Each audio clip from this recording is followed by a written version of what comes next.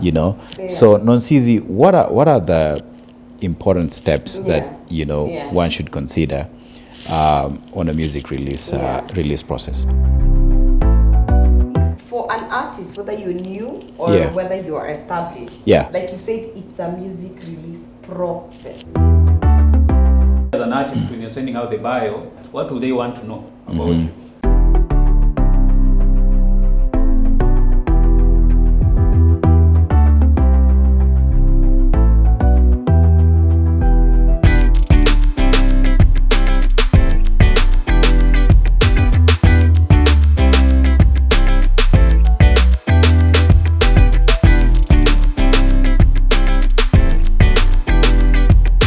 Hello and welcome to another episode of KUZA MZIKI, where we say you be smarter and be better. This is Jacktone Otieno, and as usual with my guy, my man, my friend, Mr. Sir. Mike Mutenyo. Yes, sir. Good to see you, man. The man with the suit, always. You too, yeah. When I grow up, man, I'd like to dress well like Mike. You like to be Mike. Hey, good to see you, man. Good to see you too. Yeah. Asante sana. How have you been? Keeping well, man. It's been a crazy week, but super busy, but I'm grateful. And we also have a special guest today. She's a media personality, she's a music publicist, and she's a super event host. I say that because I've hosted an event with her. Yes, I remember. That was A couple of years back. 2016. She ditched me, man. Na book launch. I thought we were gonna be I thought we were gonna be co-hosts for quite some time. You guys were too much feedback from the audience. Yeah. That was at the book launch. Now that she's here, maybe we'll revisit that conversation. Agnes Nonsizi. Good to see you. You know, I really struggled with her name that time. Yeah. I wouldn't pronounce it well, but now I have it. Now I have it. Hey, welcome to KUZA MZIKI. Thank you. Thank you for making time for us. Come to balance these two men who have been sitting here for a long time. Gender balance. There you go. Yeah. Right. Welcome to the show, because we were discussing with Jacktone that when we are doing these episodes, we at least ensure that we bring a guest. Okay. So that we there's some things we can talk about, but if we bring a guest who is An expert. in a specific thing, it makes the conversation much easier. Yeah. So, and we're glad that you are our first guest. Okay. Thank you. Yeah. So I don't feel like I guess because I feel like I know both of you, but the audience, mimi ni mugeni. I'm like, yes. Yes. So tell us just a bit about, because you're described as a music publicist. You're a media personality, and you're an event host. Just a bit about yourself, and then we delve into today's topic. Okay. All those three things are intertwined, if I may say, because they all involve media, they all involve audience, they involve creativity. Yeah. So media personality, I'm on TV because I'm a trained journalist. Yeah. And I do a vernacular show at Kameme TV. Yeah. Then publicist, I've been a publicist for, I think, on my since the year 2015. But since 2015. Yes. But I've been in the music space since I left campus, which is 2011. That's when I was put in the music and the creative space. And then now, event host, I've always loved emceeing and series. We started emceeing back then, 8 years ago. So that is a bit about all these things, by the way, they are intertwined one with another. Yeah. You know, you could tell when she was trying to remember the years. Mike was basically spot on, 2015. It's because I'm usually specific with dates and time. That's what he's talking about. No. That's the thing. There you go. We're going there. So there's a reason why you know all those details. So you need to tell us. Oh. Okay. Yeah. So Agnes Nonsizi is my wife, and the good thing is we met through the music industry. Yeah. Ogopa DJs. I used to be an artist. That was in the year 2013. Yeah. Yeah. Yes. I'm very specific. This is 2013. Yeah. August. That is the first time I met her. And she used to be a receptionist there. She client relations. And for me, I went there to pick a video that Ogopa DJs had delayed giving us, and I was very mad. Previously, when we did the video, they didn't have a receptionist. Yeah. So when I was going to claim our video, I found a lady there. And that is how we got to know each other. Yeah, you claimed the video and you claimed the lady. And the rest is history. Yeah. So since the year 2013, we have one child together. Yeah. We've been married for that time. Yeah. Roughly from 2015. Yeah. Awesome. And so together we have a company called Terrazzo New Media. So today, when we are going to have these conversations, we're going to talk about my capacity as a co-founder of Terrazzo New Media, which is an entertainment PR company. Yeah. That we began together in the year 2015 August. That is when we formally launched the company. And so technically I'm on the operations side, and then Hash is the face of the company, and she's the publicist, lead publicist in the company. Awesome. I think I've answered your question. Yes. And I think we need to give you a flowers, Mike, because not very many men are really good with days and dates. Yeah. For me, I'm very specific. You are very specific and particular, which is And quite I don't impressive. like vagueness in conversation like Yeah. Because the good thing with being very specific, it helps even if you are sharing information with someone for them to learn. Yeah. It is it helps them to even so this guy began in 2015, so it's not that long ago, and they've achieved this. Yeah. You see, other than saying I began a long time ago. What is a long time ago? Yeah. And then another thing is we do media training for people. And when we are doing the media training, we tell them, be specific with facts. How many albums do you have? How many songs do you have? Which song was your hit? Was it the third song? So being very specific helps when you're pushing something, when you're communicating. Yeah. Yeah. I was born on the 15th of January. Yeah. Let's move to our conversation, man. So we're supposed to talk about the music release process. And I think, I don't know, let's begin from, let's just begin from the steps that are important. Yeah. You know? Yeah. So Nonsizi, what are the important steps that, you know, one should consider on a music release process? So I think for an artist, whether you're new or whether you are established, like you said, it's a music release process. It's a process. So the first step is to approach definitely a publicist. I highly would discourage you doing it alone. Okay. But if you to do it alone, because sometimes when you're beginning, you don't have the funds. Yeah. So Mike has released a book on how you can be your own music publicist. Your own music publicist. Yeah. It's really dire. Yeah. But if you plan before, because I believe you don't just wake up, okay, there are people who do that. Yeah.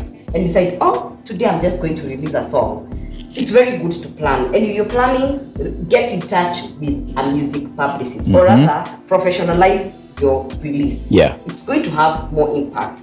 Once you get in touch with them, they're of course going to walk you now through what I will walk you through. The one thing is planning.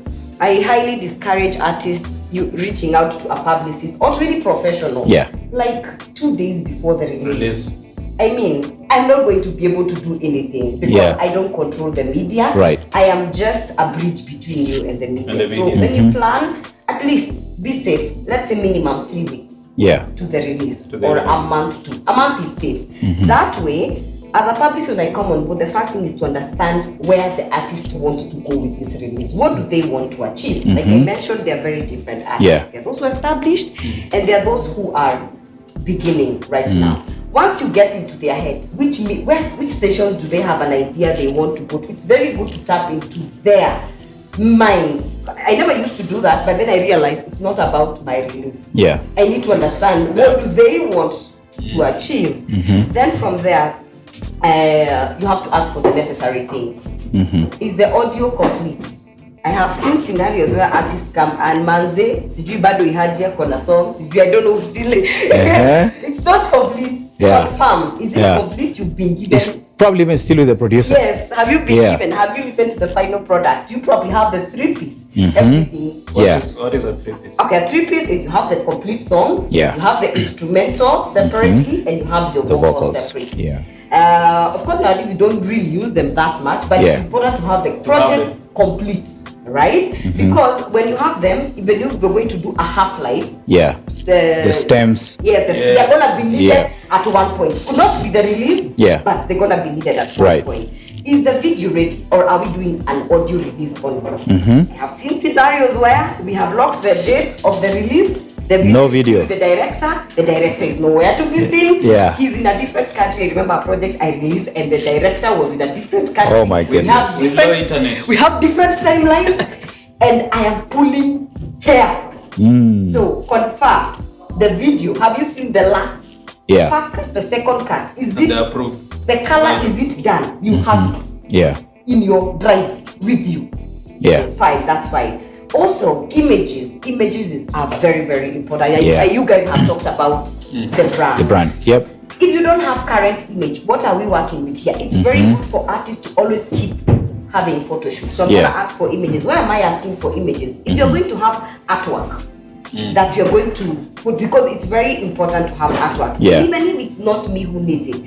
Spaces like Spotify, spaces like Apple Music, they need artworks, you know, and it's very good for whatever is going to go, especially if it's going to go on an international platform. You have to look a certain way. So do you have current images? How do you look? You know, there's some images that are taken and they're not professional. It's very good when even an artist is doing a photo shoot, have it with a creative mind. There's some photo shoots because you need to be visible. What is your brand representation? You guys have discussed about that. So again, do you have a bio? Just before you proceed to bio, I know maybe there's an artist out there who is asking, so where do I start? So where we're shooting this podcast, studio. Absolutely, man. Absolutely. Rim Studios. Rim Studios is the place if you want to do your photo shoot, whether it's an individual, a couple, a professional artist like a musician or dancer or whatever, group, shoots. That's the place to be. So I've seen you guys do, Yes. So, and want to appreciate Rim Studios for always having us. It's a beautiful set. That. So you're going to check them out, Rim Studios, on Instagram, on TikTok, Facebook, everywhere. So thank you, Jacktone. So in regards to the 10 images, you can have more, but ideally it's not less than 10 photos. That's what we usually recommend. And those photos mostly they should be background photos. I don't know how I can explain it. Short on plain background for easy on design work. When they're sent to the media for print and newspapers, they usually need that so that they can play around with those images. So ideally, those 10, they are not photos of you being in a hotel lobby. You don't mean that. Or event performing. No. That's studio photos. So I confirm all the details. So we've talked about the audio, the video, your bio. So we are at your bio because if you're a new artist, especially new artists, no one knows you. How are you going? You need to be able to know at least who are you, why are you doing music. It sounds cliche, but remember, this information is not for me as Nonsizi. It is not for the editor. It is for the audience that you're trying to target. They need to know where you're coming from. They need to know why you're doing music, and also, it's for people who would want to come on board and get into your vision. They need to, so if you have a story, whether you have a story or not, you should have a bio, no matter how short it is. At least. What is included in the bio, basically? The key pointers? Especially for a musician. So it's your background. Who are you? What is your stage name? You're called Nonsizi, okay, that's my name, but what's your real name? Where do you come from? What are people who are trained, the people who have gone to Berkeley to study music, who have gone to KU, there are guys who study music generally. So have you studied music? So let's understand who you are. That way we are able to bond with you. I saw you guys talking about brand story. It starts there. Let people bond with you because it's beyond the music. There's someone who is going to like you because we're in the same high school. I got you. You went to Berkeley. I love professionals. So every aspect of your life is very, very important. You used to sing, situate, rapping in those battle, whatever. You are a dancer. Any genre of music that you do. And if you have any artists who inspired you. So all that, and if you can't write, if artists were beginning, that's why we are there. Because we're journalists, Mike is a communication expert. I am a trained journalist. We are able to help you. I really like what you're saying, because even in typical world, it's just people don't take this thing seriously. Because if your CV, it's more or less the same. This is your CV. So if you don't know how to write a CV, you probably reach out to your friend or relative to, hey, I need you to look at my CV and make it better. And some people go to the extent of actually paying a professional. A professional to do that. Yes. So same thing with the music. Publicists can do that for you. Can create one for you. So you get your bio and it has everything. And I think with that way now, I know I have everything that I need to roll. So now we see. So quick question. So for companies, it's a company profile. Oh yes. So what's the difference between a bio and a profile, artist profile? Now the artist bio, it's you and you alone. You are the company, you're the employer, you are everything put together. For a company, there could be a director, there could be, there could be other the types of services you offer. Services are different. So it's the same script, different, just a tweak here and there. And of course the wording, because the bio, this is an entertainment space, so it needs to be, even the press release, it needs to be loose a little bit, not unprofessional, not too formal. Not too formal. But the company profile is very. Also, again, it depends with which company. Like entertainment company, our company profile is not very uptight, so it depends. Statistic. Technically, it's you placing yourself in the shoes of the person who you are sending to that document. What will they want to know about you? So basically, as an artist, when you're sending out the bio, a journalist, what do they want to know about you? A normal fan who is knowing you the first time, as a fan of music, what will they want to know about you? So that is the information. Most of the communication is to place yourself, who are you writing this document for, and what will they want to know? And also just to get pointers, you can always Google samples of how a bio looks like. The good thing is we are in the age of the internet. Information, there's a lot of information online. You can Google even like Burna Boy's bio. You'll always find bio that has been sent and it's actually uploaded. It's on their website. You go through it, download and customize and customize something for yourself. For example, because we usually tell artists, I'll say it in Swahili, I'll translate. Hii kazi haitaki uvivu. Hii kazi ya muziki haitaki uvivu. So that's why there's no laziness in the entertainment industry. The thing is, that's why when I get questions from an artist and I know this is something they can Google, I tell them Google.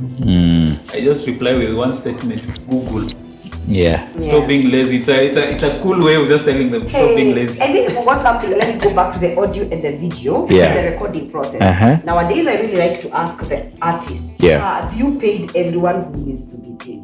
Have you paid your songwriter if you didn't write that song? Are you done with the split sheet? Why is that important for you as a publicist? The artist does not disclose whether the song was written for, there was a split sheet, and then you go releasing. Someone comes and gives it a block on YouTube. You already started the media. Copyright strike. Because you did not discuss the things that are. So you see now, as you go along as a publicist, in fact, in the music space, you can not be one thing. I stick to being a publicist only. You end up asking about other things and learning the hard way. Because we have had scenarios where you've released, this person was written for the song, or even they sampled somewhere. With whatever they sampled. Then you get a copy. You started your media tour. You get a copy. And you get a strike. And those people, they don't wait until you have not started. See, they told you to pay them and you did here. Let's wait. As soon as you start. As soon as you release. It goes. So the song gets pulled down, yet that's the song you're promoting. So the efforts become destabilized. When you're the interview now, the guy, what will you tell guys? Go to YouTube and watch my new song, and yet it's not there. So the questions I've learned to ask. Was there any person who was involved in this? And even as much as it's a guitarist who played, as much as they can't keep a copyright strike, if they come and slander you, now I'm going to start to having put out fires as a publicist. So it's very important. That's another thing that I've learned to ask. So what's related to that? So some of those experiences with such songs being pulled down, we added a clause of whereby we have to ask an artist, send us the credit list, as in basically who are the people who have credits on this song. Just send us the name. I can hear a saxophone on this song. The name who played. Who played. I can hear extra BGVs. Send us the name of the BGVs, their name. The purpose for that also is to cultivate a proper culture, because Kenya there is a huge challenge whereby we artists don't like to appear like this project was done by several people. In that, when I was doing this session, I had 5 songwriters in the studio. It's perfectly fine. And I love artists like Sauti Sol. They've been, I think it's because of the traveling and the team around them. They're usually very specific with the crediting. Them, if there's someone who came and did BGBs on a song, when you go to the description section of the song, you'll find everyone. And to add on that, it's how the industry goes. It's how the industry goes. Yeah, because everyone is important. It's not just the artist. And it shows that I have accepted that I've grown to a certain point as an artist. I cannot write anymore because creativity runs out sometimes. You have a writer's block or whatever it is. So once we get all those things from the artist now, it's time to understand like a bit about the song. Because now it's the time I will curate a press release. So a press release, generally, it explains who is this person. So I'll take a bit from the bio and give an intro of this artist. What are they releasing? It's this song. What is the song all about? I like, you print for me a picture, and then I give now the necessary information in the press release. Like you can reach us through this interview here and there. Also, the press release is for the journalists to be able to go through it, to know where are they going to get the interview questions. And then when even the newspaper, the editors are writing or the reporters are writing about this artist, to know what they are going to write about, so that they give the correct information out there. Of course, we've seen scenarios where people don't follow instructions, but if you have sent out a professional press release, you're able to go back and say, this is what I sent out. You are the one who wrote the wrong thing. So now again you set the date. Because, now the release date. Before you go to the release date, I would like to add something about the press release. Press release is not for new artists alone, because it's a culture where we've seen artists, once they become A-list artists, they feel like I will release a song any day without sending. I no longer need it. The DJs will they will find it. Yes, but that thing it's a local thing, because ideally A-list artists the world stars globally, they still have publicists they are key people of their career, even whether they are huge or not, and they always send out press releases when they release. In fact, hey, Nonsizi, I want to pick your brain. Who is which artist do you think has really hacked this beat in terms of how they release their music? Of course, Kenya, Sauti Sol. They hacked it very well. And you has been a publicist for a very long time. Until they grew to a certain level. They're able to do that. On the international stage? First of all, Africa-wide. Let's talk about Davido, who even has publicists in different countries. Hey. So and that's what I say. You can even have a publicist for East Africa, a publicist for West Africa, for southern part of, because they understand the market. And yes, each country is very different when it comes to media and publicity. Absolutely. So it is a right. If your brand, and I'm praying where we have structures, artists can be able to afford these people, or rather you can have them on on a consultative basis. Because a publicist, you need them at least when you have releases and you have major announcements to make about your brand. So you don't have to have a full-time publicist if you can't afford. But when you have important things that you want to communicate, at least get one who can do that. So we've seen what I know Diamond has really achieved. He has promoters. He has invested in which is a very different conversation. Promotion and publicity. Could you please clarify between promoter and so what's the difference? So who's a music publicist and who is a music promoter? Okay. So a publicist, let me put it plainly. I am the link between the media and you the artist. as the artist. Yeah. So the media will make sure that you're written about. Yeah. I am doing PR. Yeah. Actually, I am a PR practitioner. So you make sure the media talks about me as an artist. Yes. They talk about my music. They talk about about your brand. my brand. If you have a fashion line. You're doing you bagged a big performance, like if you go perform in a big concert in the Europe, that warrants. And they need information about that. Yeah. Your publicist will send out that information. Yes. So that's a publicist. A publicist is the glue that ensures you and the media are okay. Yeah. Yeah. Then promotion is ensuring that your music is played on rotation. On rotation. As a publicist, I am not in charge of your airplay. I am in charge of making your song has reached the station. That's it. And That's information I could about double up as both, but if I am a publicist, do not demand that from me. My music was not played. It's important for that conversation because most of the time someone reaches out to our company and they need a song release process for them, and they ask, list for me how many stations this song will be played at. That is not the work of a publicist. Remind me, I come back here. We discuss about airplay. Because I'm going to look into that camera directly and say, no one can guarantee you airplay. It is a process. It is how airplay comes about. And it takes time. It takes time. I'd love you guys to because you know a lady called Cynthia Waidera, who is a radio manager. And she can tell you how airplay goes about. It's a science. You know, I like what he's saying because Burna Boy just released his album. I Told Him. And so the interesting thing is he says, so the title of the album is I Said This Thing many years ago that where I am today, I told them that I'll be there.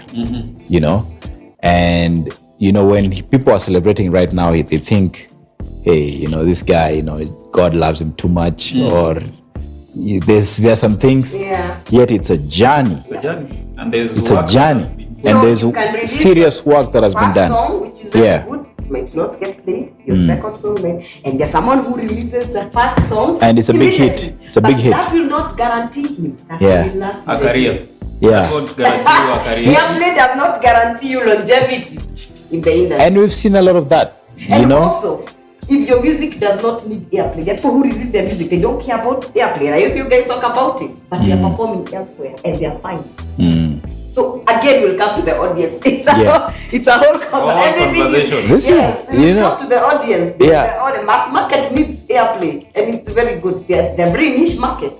That people have a way of finding where the music is. It's very interesting because now I won't even go deeper into that because just a little bit because this episode is definitely coming to almost over. Yet we haven't even scratched the surface. We have not. But Victoria Kimani, you said about the niche. She's Kenyan. Grew up in the US, but she has a huge market in West Africa, in Nigeria specifically. So, how do you explain that? Okay. The reason for that, you're Kenyan by a label. In West Africa. Chocolate City or what? So and they used their networks, their system, their infrastructure in promoting her. Even the choice of collaborations. I tend to feel they were targeting launching a global artist, but signed to a West African label. And that's how she managed to build a fan base in West Africa more than even in Kenya. I want to add to that. Labels. There's so many things we can talk about here. The label that will sign you will push you according to how they know that country. So Chocolate City signed a Kenyan artist, but they pushed her the Nigerian way. That's why it's very dangerous to be signed by a label that is not in your country. If you're being signed by a label is not in your country, get someone who understands in that label who will understand how your country Your market works. And we have seen artists who have been signed by foreign labels. They come here, but they don't adjust to that. They don't connect with the audience. So it's not that their ways are bad. They're just not.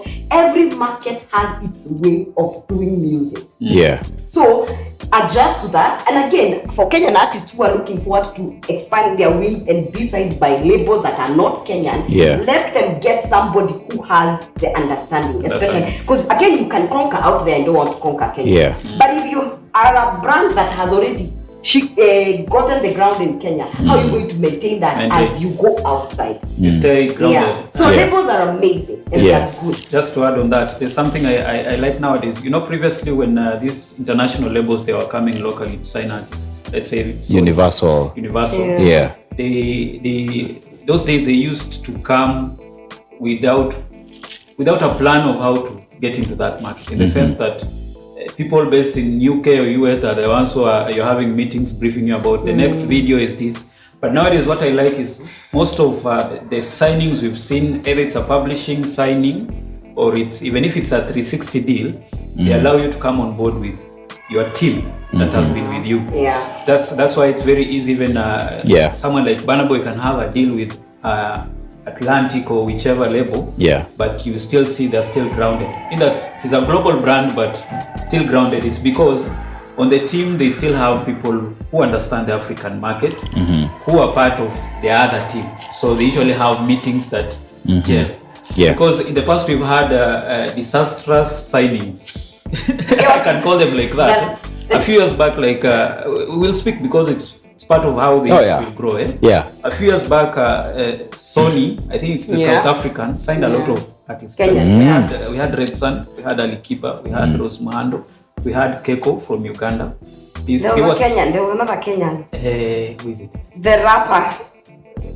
A female rapper. Female rapper? From Keko, yes. Uganda. Kenyan. I will remember that. So they signed all those artists. But recently, you know, Keko came back to Uganda. I was watching her interview just a few weeks back.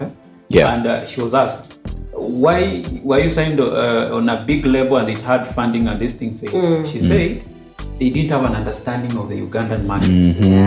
Then they came with a blueprint of how they know the industry. Whereby I was releasing one song a year. Yet in our market, I was supposed to release 4 or 5 songs in a year. So by the time, and it was a 5-year deal. Within now those 5 years, I vanished. I had a very big deal, but I vanished. So I was just relating it to, I think those labels over time, they've learned the importance of being able to adjust and bring on board local teams. And I'm just praying that over time they'll get to involve more and more, so that if we are aspiring to go global.